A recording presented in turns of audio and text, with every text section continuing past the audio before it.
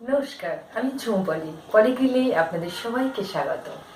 শীতকালের কড়াইশুঁটির কচুরি ভালোবাসে না বা খায়নি এমন মানুষ বিরল। আজকে আমি বানাচ্ছি কড়াইশুঁটির কচুরি। তার জন্য আমি এই কড়াইশুঁটিগুলোকে পেস্ট করে নিয়েছি। আমি প্রথমে কড়াইশুঁটি পেস্ট দিয়ে একটা ফিলিং বানাবো। অনেকে কড়াইশুঁটি সেদ্ধ করে তারপর পেস্ট করে, তাহলে এর র ফ্লেভারটা নষ্ট হয়ে যায়। আমি র অবস্থাতে একে পেস্ট করে নিয়েছি এবং ডিফারেন্সটা আপনি নিজেই বুঝতে পারবেন। কড়াই গরম হয়ে গেলে প্রথমে 2 চা চামচ তেল দিয়ে দিতে হবে।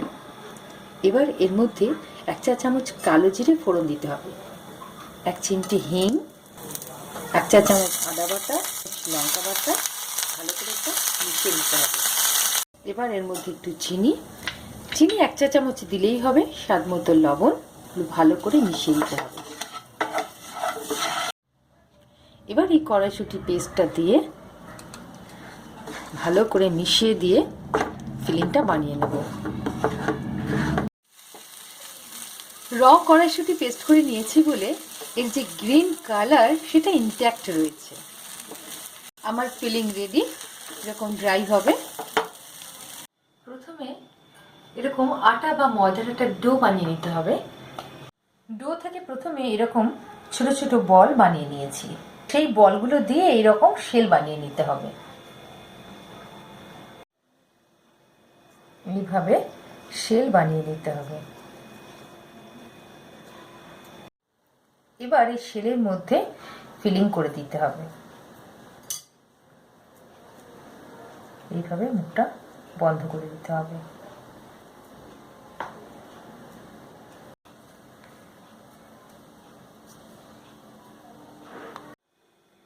এইভাবে আমি বলগুলোতে ফিলিং সম্পূর্ণ করে নিয়েছি। এবার এই পুর ভরা বলগুলোকে পুরির মতন জাস্ট স্প্রেড করে নিতে হবে। ডিপ ফ্রাই করার জন্য এনাফ তেল দিতে হবে।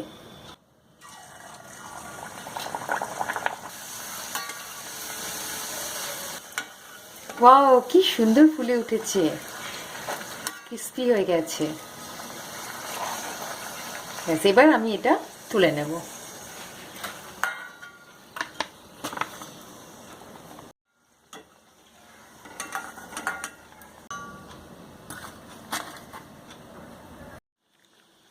কড়াইশুঁটির কচুরি না খেলে কি শীতকাল জমে?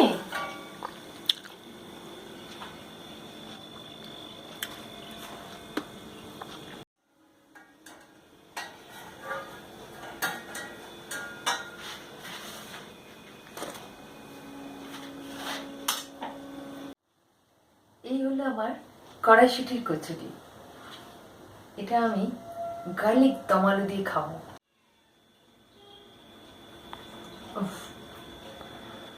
কড়াইশুঁটি, ফুলকপি, নতুন আলু, নলেন গুড়, উফ! শীতকাল যে কেন দীর্ঘস্থায়ী হয় না কে জানে। শীত, গ্রীষ্ম, বর্ষা যে কোনো সময়ের রেসিপির জন্য আমার ইউটিউব চ্যানেলে সাবস্ক্রাইব করতে একদম ভুলবেন না। আবার দেখা হবে, আসি, টাটা।